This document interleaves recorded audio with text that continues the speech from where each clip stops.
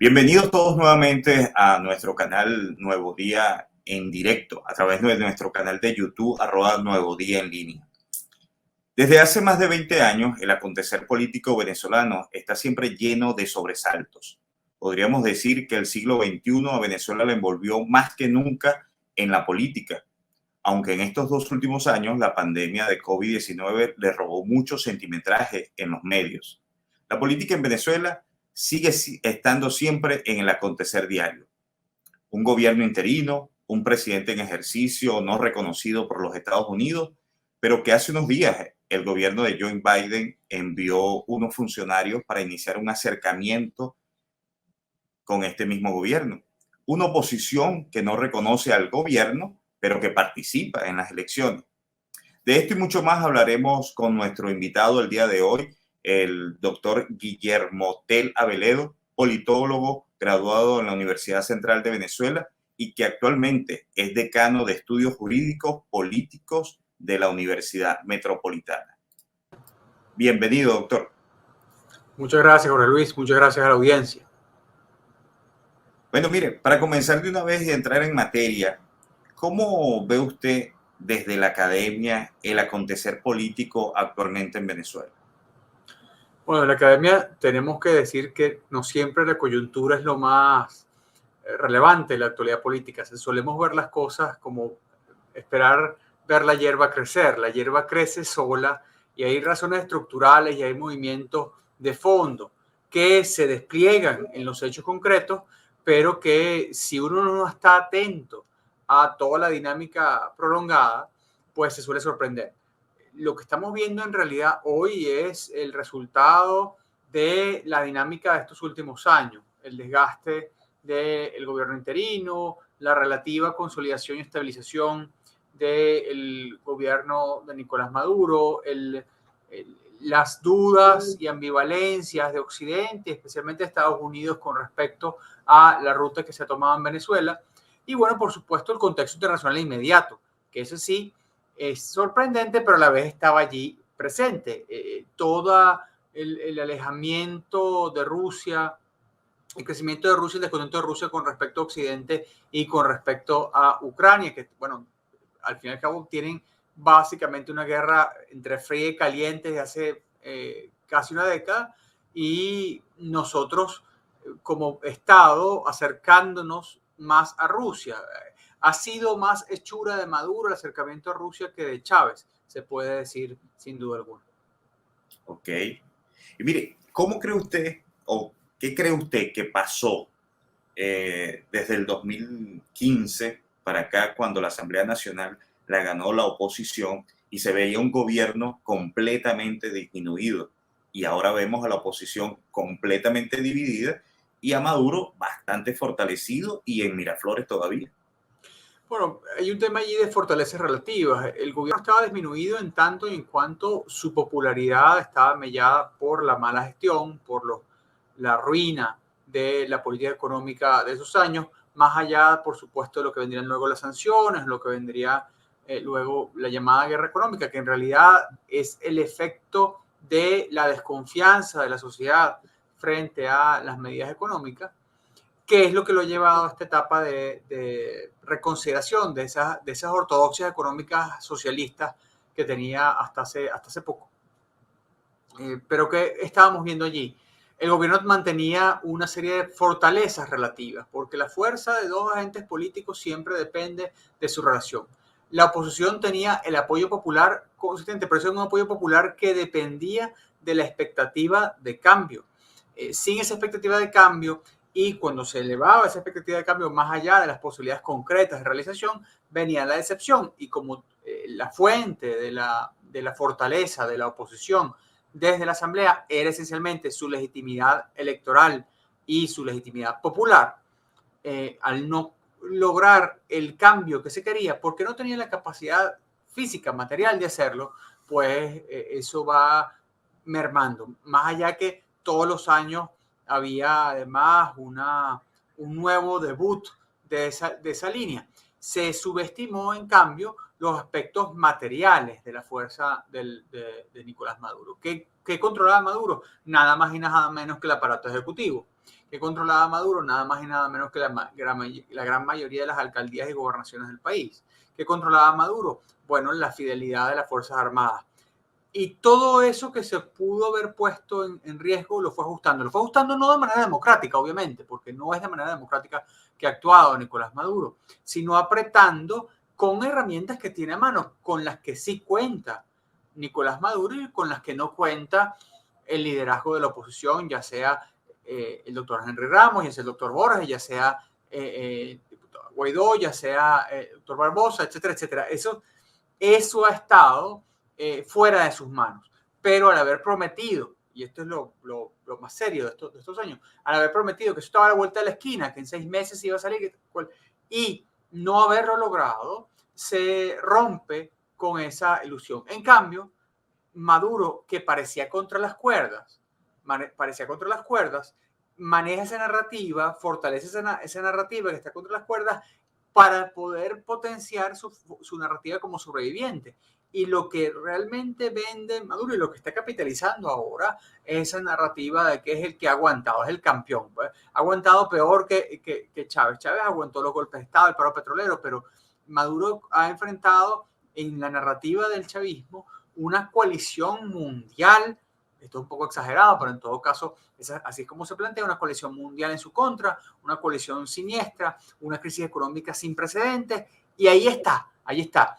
Entonces eso refuerza, se retroalimenta como una suerte de círculo virtuoso para su autoridad. Autoridad dentro del chavismo, y no olvidemos que dentro de la población venezolana minoritaria, el sector venezolano minoritario de la población que se considera chavista, que se declara revolucionario, más allá de aquellos de izquierda que hoy son críticos de Maduro, Nicolás Maduro es un campeón. Nicolás Maduro es un sobreviviente, ¿no? Es una persona que ha podido mantener la revolución.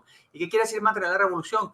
No mantener los logros de la revolución, no mantener la economía de la revolución, no, ciertamente no regresar a la época de la bonanza de los 2004, sino evitar que llegue la oposición, que llegue la burguesía, que lleguen la oligarquía, que lleguen los que estaban antes, que no queremos que vuelvan, o los nuevos, que no queremos que se sumen. Y ese logro, visto de la perspectiva chavista, es un logro importante en esa narrativa histórica. Ok, ¿y usted no cree que de repente esta visita que hicieron estos funcionarios de Estados Unidos viene a darle como la estocada final a ese gobierno interino? Porque Estados Unidos era una de las fortalezas que tenía el gobierno interino en el sentido que lo había reconocido y de hecho todavía lo sigue reconociendo, todavía no se han concretado algunas cosas de esa visita, pero ha generado mucho ruido esa visita de funcionarios del gobierno de Estados Unidos aquí en Venezuela y se vienen a reunir precisamente con Maduro.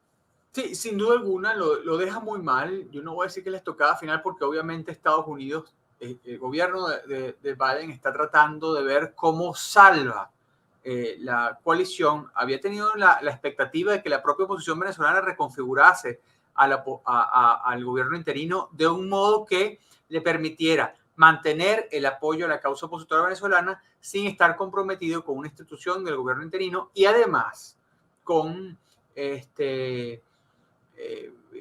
con una dinámica que le fuera ambivalente con respecto al proceso de México, que está tratando de apuntalar. Eso, a su vez, con otros actores internacionales. El gran problema es que los garantes de ese proceso, formales e informales, hoy están enfrentados. Pero volviendo a Estados Unidos tenía una jugada complicada porque por intereses internos inmediatos y por una urgencia interna inmediata, que yo creo que es parte de todo gobierno norteamericano tiene muchos conejos en muchas brazas, está muy ocupado, está realmente en un juego de malabares, de esos, como esos malabares de circo que tienen una sierra eléctrica y un conejo y unas pelotas, y están allí dándole. Bueno, todo eso es parte del trabajo del gobierno norteamericano. Se le viene, tiene el problema de la inflación derivado del gasto público por el COVID, tiene el problema de alza de los precios del petróleo por aumento de la demanda, tiene el problema ruso, tiene además la presión electoral ahorita. Da por perdido Florida. Bueno, mira, vamos a lanzarnos con esta, a ver si vamos recuperando mordisco, porque así como hablan con Venezuela, hablan con otros países proveedores, hablan con Canadá, están tratando de ver cómo resolver su problema. y tienen, sin embargo, que admitir que no lo van a hacer por medio de Juan Guaidó. Es decir, Juan Guaidó no tiene la capacidad de prometer nada. Él tiene el control de los activos afuera, pero el petróleo adentro, el petróleo en el subsuelo venezolano, está al fin y al cabo mediado por un adversario. Y allí, bueno, y es una entrada que tiene, sin embargo, esa zanahoria tiene un garrote todavía. El garrote de la continuidad de las sanciones, el garrote de la obligación, y aquí le lanzan también un salvavidas al gobierno interino, el garrote de obligar o de pretender obligar al gobierno de Nicolás Maduro a reconocer a la instancia de Juan Guaidó y de la plataforma unitaria como la única beligerante legítima. Claro, los rusos también juegan, y no solo literalmente porque los rusos juegan, sino porque el gobierno venezolano, bueno, también calcula, si me quieren en la fiesta, yo voy a venderme caro, porque yo no estoy en una situación desesperada, yo puedo esperar esto, yo puedo tranquilamente vivir con la reducción del gasto público, con la reducción de los ingresos petroleros, puedo vivir un poco más, porque además ha bajado la presión poblacional por la inmigración, puedo vivir un poco más y hacerme más caro. Pero a su vez, esa ventana de oportunidad se cierra. Este potencial diálogo entre Estados Unidos y el gobierno de Maduro apunta solo a los meses antes de la elección. Si el gobierno de Biden calcula que eso no es políticamente viable y que el costo político es simplemente demasiado alto, va a retirar la oferta de la mesa. Así que tampoco es que Maduro está completamente holgado, pero a la vez no necesita por completo de Estados Unidos. Claro. ¿Y cómo ve usted esa relación nuevamente del gobierno de Estados Unidos con Venezuela para afianzar un poco el diálogo en México? ¿Hay posibilidades de restablecer ese diálogo o, por el contrario, el gobierno va a seguir su contacto directo con Estados Unidos? ¿O se puede sentar la oposición y el gobierno en México a decidir por consenso algunas acciones acá en Venezuela? Es difícil que el diálogo continúe en la forma que ha estado por diversas razones. Por una parte, porque la propia oposición tiene que resolver, la plataforma unitaria tal cual existe, tiene que resolver sus problemas de coordinación, y eso ha dificultado la acción del comisionado Gerardo Blay, ha dificultado la acción coordinada de la oposición y los mensajes de la oposición, que es una cosa que todos los países garantes, mediadores, involucrados, dicen discretamente que mientras la delegación oficial es una delegación donde hay genuinamente una sola voz, hay una gran coordinación, para bien o mal, en todo caso, se plantea esto, a veces es un poquito esquizofrénica en el sentido que puede cambiar de parecer, pero no están diversas voces hablando cacofónicamente, que es el caso de Jorge Rodríguez, que simplemente maneja eso muy apretadamente. Es un primus inter pares muy claramente, es básicamente un comisionado directo de Nicolás Maduro. Mientras tanto, en la oposición hay delegados de cada partido, los partidos además que tienen su propia dinámica interna muy conflictuada, y eso, bueno, genera todos los ruidos y todas las coordinaciones terribles. Ya eso es un problema. Pero además tienes que constatar el gran reto para la oposición de seguir diciendo somos la oposición, que aún siendo un sistema electoral autoritario, es una oposición que participa en las elecciones y que tiene una oposición que la combate, tiene una oposición que le compite y que quiere serla reconocida como oposición. Tenemos la dinámica en la Alianza Democrática. Por cierto, el argumento del chavismo para traerse a la Alianza Democrática al proceso de México e incluso nacionalizar, como dicen, la mesa en Venezuela, es un argumento que es rehacer la vieja mesita, y eso tiene sus elementos políticos. Ahí más bien es el instinto hegemónico del gobierno que simplemente sale a flote, no están reconociendo el momento político con precisión, y me refiero al gobierno de Nicolás Maduro, pero también lo afectan porque si yo soy un socio de la mesita y veo lo que le pasó a Avanzada Progresista, perdón, veo la intervención judicial que ocurrió, que está obviamente interesada por el Estado, más allá de las dinámicas internas de Avanzada Progresista que pueden haber derivado en esa intervención, pues yo me pongo a sospechar, yo no estoy invitado a la mesa por un agente propio. Y aquellos que quieren hacer oposición, aún desde la perspectiva de la Alianza Democrática, pues se ven afectados por esta decisión. Y a su vez tienes el factor de fuerza vecinal, que funciona en muchísimos estados de Venezuela, especialmente en el centro occidente. Y el fuerza vecinal, que es una decisión de voluntad popular y de primera justicia fundamentalmente, tiene ese resquemor y la necesidad de redefinirse en la perspectiva de la elección. Y bueno, también tenemos en Caracas la Alianza del Lápiz, que también busca una redefinición propia. Todo eso, bueno, no contribuye a que continúe el esquema de México. Y sin embargo, el acuerdo preliminar de México indicaba que las partes tenían que decidir quiénes eran sus propios comisionados. El gobierno no puede pretender imponerle a la oposición unos comisionados paralelos sin que eso cambie y lo desnaturaliza. Entonces tiene que ver si realmente le interesa.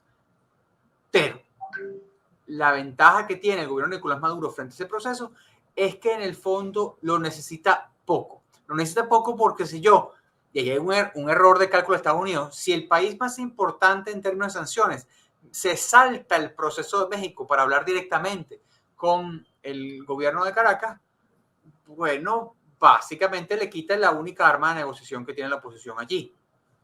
Y eso tú le estás quitando el felpudo debajo de los pies a la oposición. Claro. Usted nombraba a varios partidos emergentes, por decirlo de esa forma, Avanzada Progresista, Fuerza Vecinal, la Alianza del Lápiz. ¿Cree usted que se está renovando a lo interno la oposición? ¿Están saliendo estos nuevos liderazgos y puede haber una renovación en la oposición? Como aquella cuando surgió el presidente Chávez, que todo el mundo decía que estaba ya caído el capítulo de Acción Democrática y COPEI, y ahora podríamos decir que está caído el capítulo de Voluntad Popular y Primero Justicia. ¿Qué cree usted?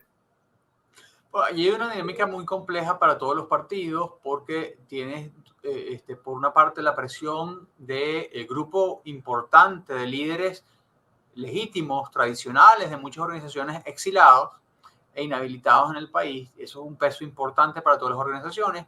Tienes la dinámica de las aspiraciones particulares de todos los partidos que están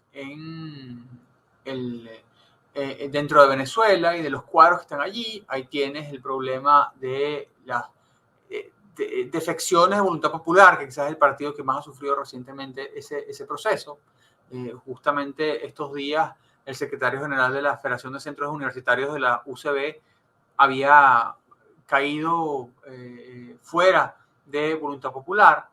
Y tienes además la dinámica de todos estos sectores que estaban vinculados a la vía de plataforma unitaria, pero que estaban, ¿cómo decirlo?, en los márgenes y que quieren una beligerancia propia y que tienen algún tipo de legitimidad electoral.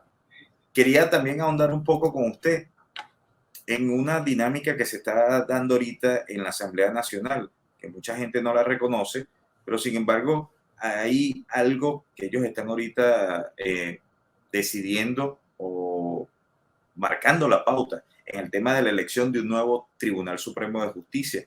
Y se habla de que allí puede haber algún consenso en elegir algunos magistrados.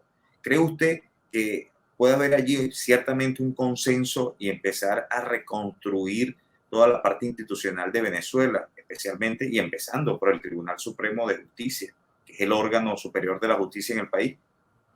Es una posibilidad, pero una posibilidad baja. ¿Por qué es una posibilidad baja? Porque realmente el gobierno no necesita, el gobierno de Nicolás Maduro no necesita un consenso.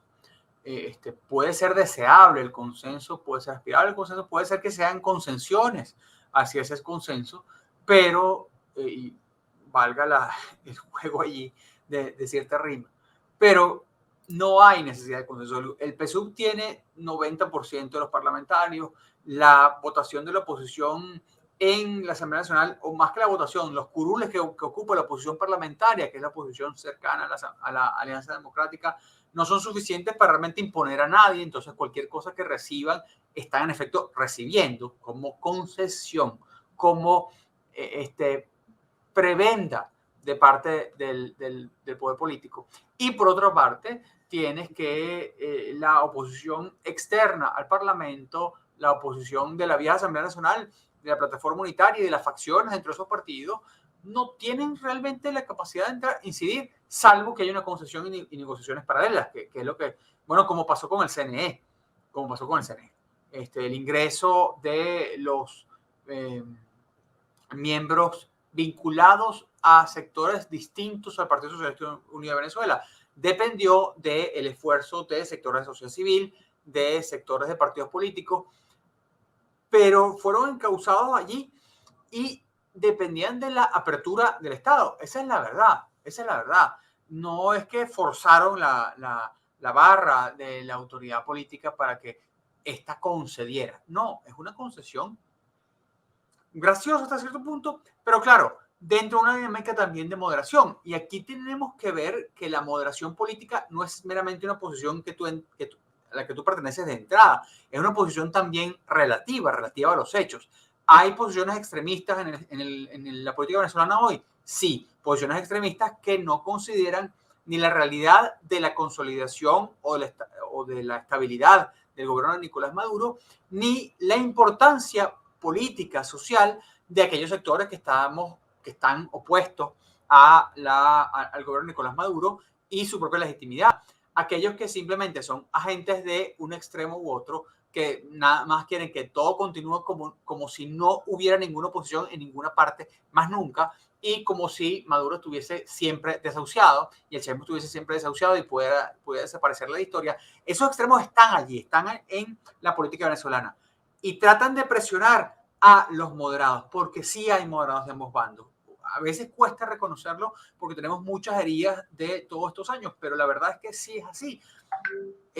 Y puede que sea en una dinámica que no nos guste y no nos satisfaga. Eso también es así. Pero esa moderación, en efecto, existe. Que el presidente Maduro reconozca algunas medidas económicas heterodoxas dentro de su perspectiva, que le tiene un costo político para él, que el presidente Maduro imponga y trate de aislar a otros sectores, hace que Maduro, que es, vamos a decir, genéticamente radical, que es genéticamente revolucionario, que tiene una expectativa de serlo por muchas décadas, sin embargo, actúe de manera relativamente moderada y que abra este juego. Abra el juego con sus aliados dentro de la coalición gobernante, porque no es que Maduro simplemente tiene todo bajo control. Y eso hay que empezar a reconocerlo. Empezar a reconocerlo para bien o mal, porque para mal implica la continuidad de Maduro y de repente la no revisión de las acciones políticas del Estado, lo cual condiciona a toda la sociedad venezolana. Pero para bien, en la medida en que desde el status quo puede ser el agente de una reforma que luego, después de abiertas ciertas compuertas, no puede retroceder por completo porque no tiene el poder para hacerlo. Nicolás Maduro no es Hugo Chávez. Nicolás Maduro no tiene todo el carisma y el fervor popular, pero tampoco tiene las herramientas políticas de recursos económicos para simplemente callar lo que sea. Entonces ha sido más bien mucho más hábil que Chávez. Y en esa habilidad es donde puede ser. Hay alguien en la oposición que le cante esa habilidad, que diga y reconozca, es verdad, vamos a jugar con esto. Yo no lo veo tan claro, porque así como con Hugo Chávez era el radicalismo el que gobernaba en la visión oficialista, y cuando la oposición trataba de acercarse, le mordían la mano. Cuando trataba de acercarse moderadamente, le mordían la mano y salía la vocación hegemónica, que siempre está allí en el chavismo y que es su peor elemento de autosaboteo en este proceso. En la oposición pasa el tradicional radicalismo. Y ojo, no quiere decir ser radical, claudicar, dejar de ser radical, claudicar los elementos democráticos. Por supuesto, cualquier apertura que haga el chavismo, desde la económica a la social, a la política, conduce históricamente hacia un mismo objetivo. Quizás los lapsos no son los que se quieren, quizás los lapsos no es lo que uno esperaba, pero quizás habíamos calculado mal durante los últimos años la posibilidad de ese cambio. Entonces tú tienes que recalibrar. Y la oposición está, en cierto modo, autosaboteándose y también, hasta cierto punto, viviendo de ser oposición, y no querer el cambio político en sí mismo, lo cual derrota su propósito histórico. Porque la oposición está para ser gobierno, para buscar ser gobierno. ¿Cuál es esa avenida? ¿Es una gran avenida de varios canales o es un camino retrechero y complicado de tierra y piedra? Bueno, parece que es el segundo hoy. Hay que apuntarse a eso. Claro. ¿Y cree usted que ahorita hay también un ambiente en el país, que podríamos decirlo así, que se necesita el consenso? Hay una sociedad que está allá afuera sufriendo problemas económicos, sufriendo el tema de los servicios públicos y el grupo político, tanto de gobierno o de oposición, no terminan de ponerse de acuerdo para tomar las medidas necesarias, lograr suspender las sanciones, lograr tener un brazo jurídico o judicial en el país que sancione la corrupción también, porque también sabemos que eso es un gran tema en este país. Entonces, ¿será que la sociedad es la que va a empujar esos grandes consensos que se necesitan para que Venezuela vuelva a ser un país donde, o sea, provoque regresar, o sea, tantos migrantes que vinieron a Venezuela durante muchos años y más bien ahora nosotros somos los que estamos exportando venezolanos? ¿Cree usted que está llegando ese momento de ese consenso para lograr una salida política y económica de la crisis venezolana? El momento es siempre necesario, es decir, la perspectiva de armonía social frente a la posibilidad de un Estado que finalmente reconoce algunas verdades económicas, que reconoce alguna sensatez en lo económico por intereses o por circunstancia de presión externa. Bueno, pero el caso es que ha abierto unas compuertas económicas que le va a ser muy difícil retroceder. Ese reconocimiento es importante para avanzar, pero a la vez ese reconocimiento de las verdades económicas implica necesariamente un reconocimiento de lo social. Y allí tienes una doble presión, una presión que lamentablemente hoy está ascendida. Hace un tiempo se luchaba por la libertad política y la libertad económica al mismo tiempo, estaban en paralelo. Pero hoy día la libertad económica está un poco alejada de la libertad política y la libertad política está dejada de lado. ¿Se siente que eso es suficiente y necesario? Bueno, el caso es que la libertad económica generará una dinámica histórica que podrá llevarnos así. Al menos es la esperanza y el cálculo de algunos sectores. Y que genere una dinámica que sea en efecto irreversible. Que haya suficientes intereses en la sensatez económica como para que la sociedad se fortalezca y que entonces la demanda no sea una demanda impotente.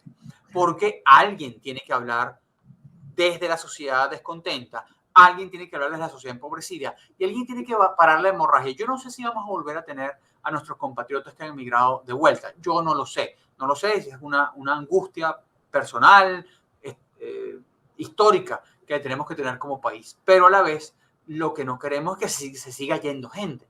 Se siga yendo gente. Y razones para eso sigue habiendo en la Venezuela profunda, en la Venezuela que no está superficialmente en Instagram o en los bodegones, ¿no? Y esa Venezuela, sin embargo, tiene que lidiar con la Venezuela del poder. Tiene que lidiar con la Venezuela del poder. Reconocer la Venezuela del poder y esa hechura. Ha habido en la historia de Venezuela muchos acomodos de oligarquías. Ha habido en la historia de Venezuela muchos acomodos que hoy nos pueden parecer un tanto repulsivos, pero que se constatan en la historia. Se constatan en la historia y que han dado lugar a procesos civilizatorios importantes. Pensemos en la democracia venezolana. No es que llegó el presidente Betancourt con la espada vengadora, no, llegó con sus adversarios políticos inmediatos y sus adversarios políticos más remotos. Y llegó con ellos, a gobernar con ellos, en coalición.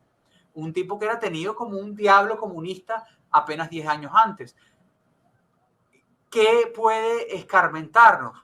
En ese momento fue el enemigo común, Pérez Jiménez, el perejimenismo y el pretorianismo y la dictadura. Hoy es el fantasma de la crisis, es el fantasma de la debacle económica y es la herida de la inmigración. Y tenemos que superarla. Eso cuesta porque no son heridas pocas, no son heridas banales, no son heridas superficiales, son profundas. Pero las sociedades crecen a partir de esas heridas. Y ahí va a estar en la grandeza de los actores políticos el ver más allá de su propio interés inmediato y ver más allá de su interés hegemónico. Si el gobierno simplemente pretende que desde su estabilidad actual no va a haber problema para el futuro y simplemente va a tener cancha abierta para hacer lo que le da la gana y revertir las políticas de apertura y revertir las políticas de reconocimiento de la sociedad, se equivoca y puede estar sembrando las semillas de su propia destrucción, pero al costo de graves problemas para los venezolanos. Bueno, muchísimas gracias, doctor. Sin embargo, antes de terminar, quisiera preguntarle algo ya en el cierre, sin especular quién puede ganar o no las elecciones en Colombia. ¿Ese cambio de gobierno allá en Colombia podría afectar o beneficiar a la política venezolana? Es difícil decirlo porque, por supuesto, los intereses colombianos siempre van a ser intereses de difícil manejo para los venezolanos. Independientemente de quién gobierne, si gobierna la izquierda o gobierna la derecha, no hemos experimentado un gobierno colombiano de izquierdas propiamente dicho, pese a lo que alguna gente pueda decir. Pero es difícil que ese gobierno, si quiere mantenerse en el poder en Colombia, en las dificultades enormes que implica ser presidente de Colombia, donde incluso sectores del estatus han sido castigados por un estatus más reaccionario. Y esa es la dinámica ya hay cosas que se permiten hacer que a nosotros nos parecen inimaginables. Es difícil pensar que un gobierno de izquierda sea heterodoxo en materia de relaciones bilaterales. Y además lo hemos visto con el caso de los gobiernos de centro en Bogotá en relación a los venezolanos. El tema de Venezuela es contencioso internamente, electoralmente, no por la amenaza de Maduro, sino por los venezolanos que viven allá. Así que puede haber interés en el gobierno colombiano, en el nuevo gobierno colombiano, ya de derecha o de izquierda, de tratar de mejorar las relaciones con Caracas, por cuanto el gobierno del presidente Duque simplemente no puede hacerlo. Es un costo político muy grande para él. Está en un piso político muy frágil. En cambio, un nuevo gobierno puede planteárselo, ya de izquierda o de derecha. Siempre va a haber suspicacias con la izquierda por las viejas relaciones, y un nuevo gobierno de derecha puede tener un piso político más firme para cometer eso. Al fin y al cabo, normalmente las negociaciones se hacen con los sectores que tienen un costo político menor, y quizás va a ser más fácil para un gobierno de derecha. Y, irónicamente, creo que el de Petro, por razones internas, si hay un gobierno eventual de Gustavo Petro en Colombia, va a tratar de decir, vamos a decir, de apartarse de Maduro, aunque en la práctica puede colaborar con él, de apartarse de Maduro porque no quiere tener ese San Benito encima de él para la oposición colombiana en ese momento. En cambio, el gobierno de derecha puede tener esa mano izquierda, y al fin y al cabo ha pasado. Chávez y Uribe tuvieron altos y bajos, aunque terminaron como enemigos acérrimos. Santos y Chávez, y luego Santos y Maduro tuvieron altos y bajos, pero en el fondo Santos confió suficiente en Maduro para ayudarle en el tema de la FARC. ¿Quién sabe si Fico presidente puede ser mucho más útil que Petro presidente en ese proceso? Ok. Bueno, muchísimas gracias por haber aceptado esta invitación, doctor Guillermo Tela Veledo, decano de la Universidad Metropolitana en Caracas. Muchísimas gracias. Su mensaje final. Muchas gracias a ti, Jorge Luis, por supuesto, a Nuevo Día y a toda la audiencia. Es importante mantener estos espacios de libertad y de opinión diversa, disidente y libre, y yo celebro su tarea. Okay, muchísimas gracias. Bueno, invitamos a toda nuestra audiencia también a seguirnos a través de @nuevodía en línea, a través de nuestro canal de YouTube y también en nuestra página web nuevodia.com.be. Y será hasta una próxima oportunidad.